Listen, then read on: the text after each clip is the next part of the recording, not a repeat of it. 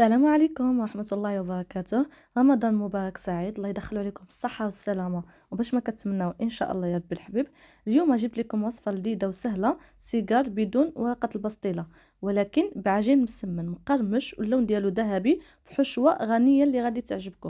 تابعوا معايا الفيديو خطوة بخطوة وما تنسوش الاشتراك في القناة وتفعيل الجرس باش يوصلكم كل جديد ديالي ان شاء الله. اول حاجه غادي نبدا بالحشوه اللي ممكن تبدلوها حسب الذوق.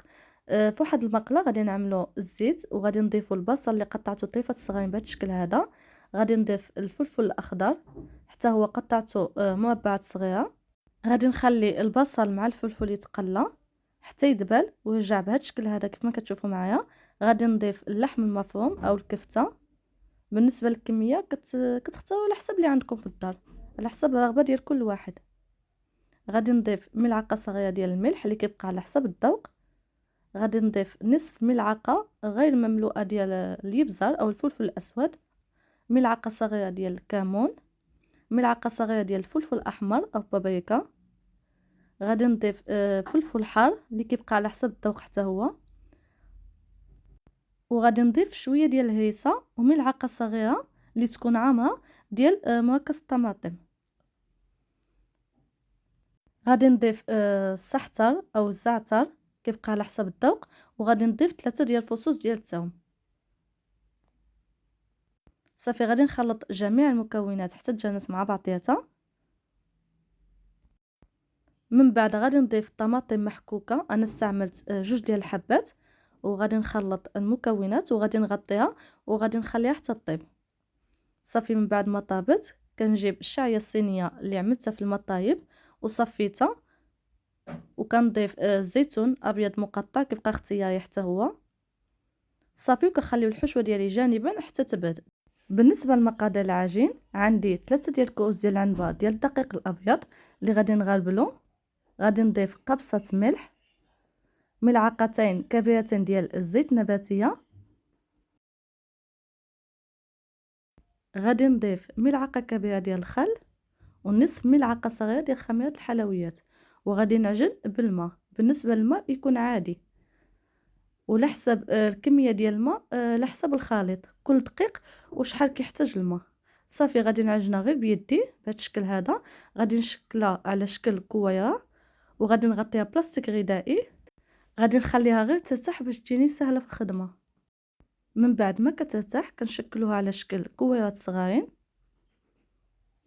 بهذا الشكل هذا كيف ما كتشوفوا معايا في الفيديو حتى كنكمل الكميه كامله اللي عندي.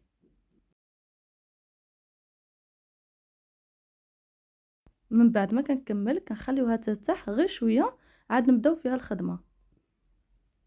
من بعد ما كترتاح غادي ندهنوا الصينيه بزيت نباتيه او سطح العمل. غادي نعملوا واحد الكويره اللي غادي نطلقوها بهذا الشكل هذا كيف ما كتشوفوا معايا في الفيديو. غادي نطلقوها على شكل بحال اللي كنطلقوا المسمن. من بعد ما طلقتها في هذا الاناء عندي الزبده اللي ذوبتها وضفت عليها الزيت. غادي نرش القليل من خليط الزيت والزبده وغادي نرش مايزينا او النشا. بالنسبه للمايزينا كتبقى اختياريه. صافي وكنجمعوا العجين على شكل مسمن كيف ما قلت لكم بهذا الشكل هذا كيف ما غتشوفوا معايا في الفيديو. وملي كنجمعوا واحد الجهه وكنعوطوها كنعملوا الخليط ديال الزيت والزبده وكنرشوا القليل من مايزينا او النشا وكنستمروا بنفس الطريقه.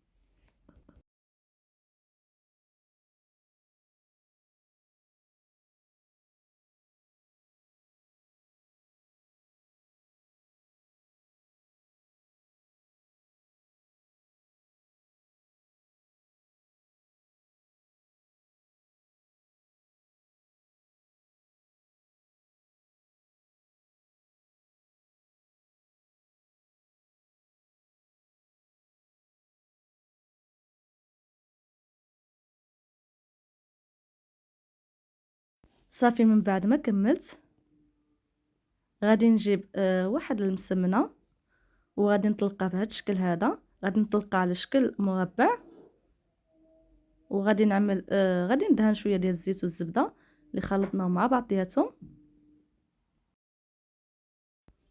صافي دابا غادي نضيفوا الحشوه اللي حضرتها معكم.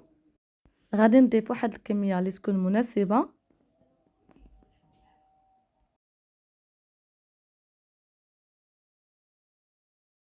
من بعد ما كنعمل الحشوه ديالي كنجمع العجين بهذا الشكل هذا.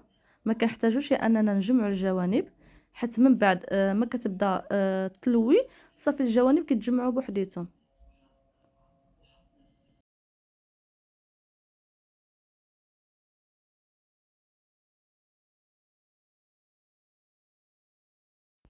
صافي وكنستمروا بنفس الطريقه حتى نكمل الكميه اللي عندي كامله.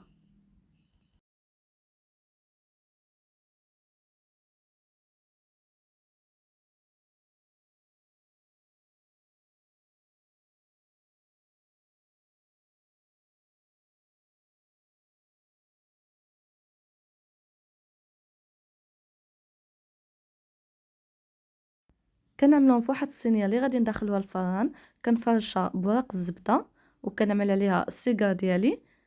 في واحد الزلافه غادي نعمل واحد البيضه وصلصه الصوجه. بالنسبه لصلصه الصوجه كتبقى اختياريه ولكن كتعطينا واحد التحميره مزيونه. كنوش الزنجلان او السمسم وكنعمل خطوط بالسكين كيف ما كتشوفوا معايا في الفيديو. صافي وكندخلوها الفران حتى طيب وتحمر. نتلاقاو في الشكل النهائي ان شاء الله. وكيكون هذا هو الشكل النهائي ديال الوصفه ديال اليوم. كنتمنى ان شاء الله تنال الاعجاب ديالكم وتجربوها وتردوا عليا في التعليقات. وهنا كنكون وصلنا للنهايه ديال الفيديو. ما تنساوش تخليوا لي لايك وتشتركوا في القناه وتضغطوا على زر الجرس باش يوصلكم كل جديد ديالي ان شاء الله. السلام عليكم.